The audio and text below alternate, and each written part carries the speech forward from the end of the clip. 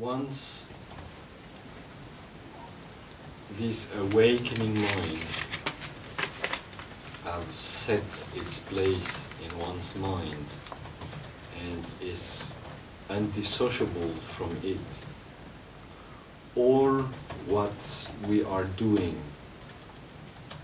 all actions, all wishes are oriented, are dedicated for the sake of all beings.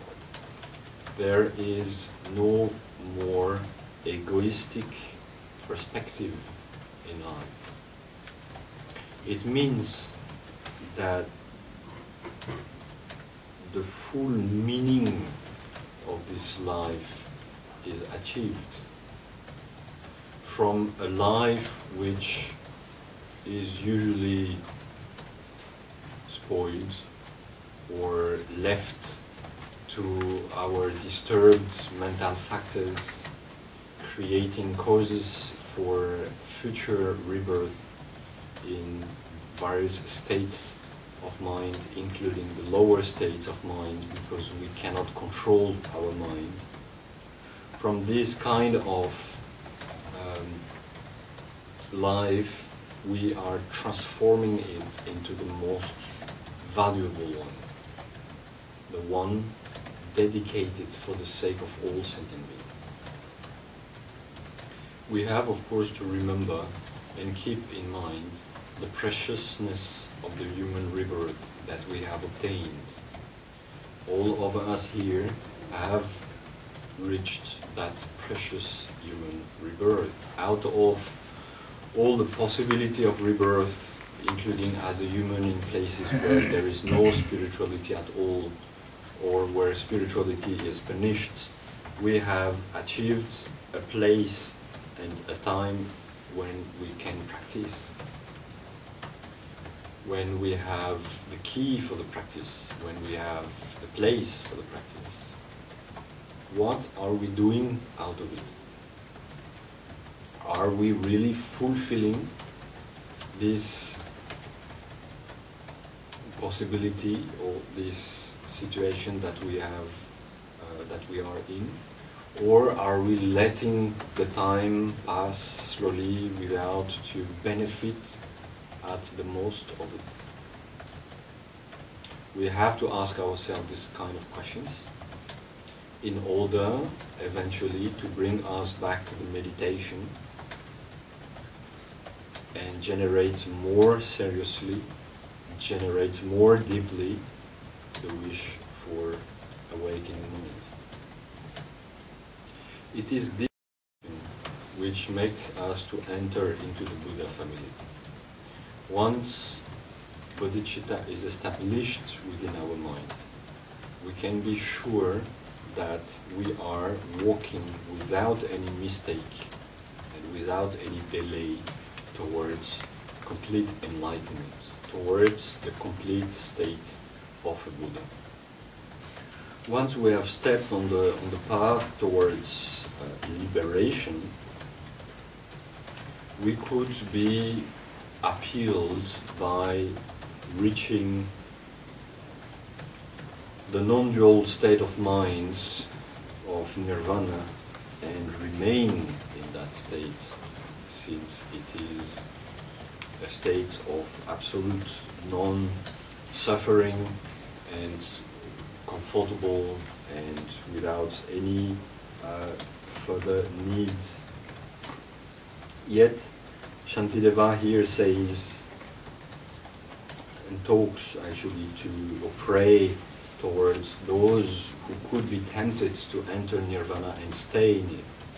And talking to them he is requesting them not to remain into this state of complete non-duality, but to come back into the existence, to come back into the cycle of rebirth in order to help the others to find the way out. Well, we usually all agree that we need bodhisattvas to help sentient beings reaching enlightenment or liberation at first. But at one point of our practice, we might tend to rely on others and say, oh, I'm a little bit lazy and enlightenment is far from me in this life, but fortunately there are bodhisattvas and there are other enlightened beings to help all sentient beings. So I pray all the bodhisattvas to do their work. Yeah, well, we don't know that, first of all. We don't know how many bodhisattvas are helped. And furthermore, a bodhisattva can help other sentient beings, or a Buddha can help other sentient beings, only on the basis of the karmic causes that these beings have created, and that these beings have created also between them and the enlightened being, or the bodhisattva. Which means that at some point, among two bodhisattvas of the same, let's say, spiritual achievement, one will be able to help some beings, but not some others. And the other will be able to help also some beings, but not all the others. Why? Because they have, since their consciousness exists, connected with some of these beings in the past, so they can help them. So all this implies that there are some beings that you might be able to help, whereas some other enlightened beings might not be able to help, because you have individually created some karmic causes, karmic links with many beings in the past.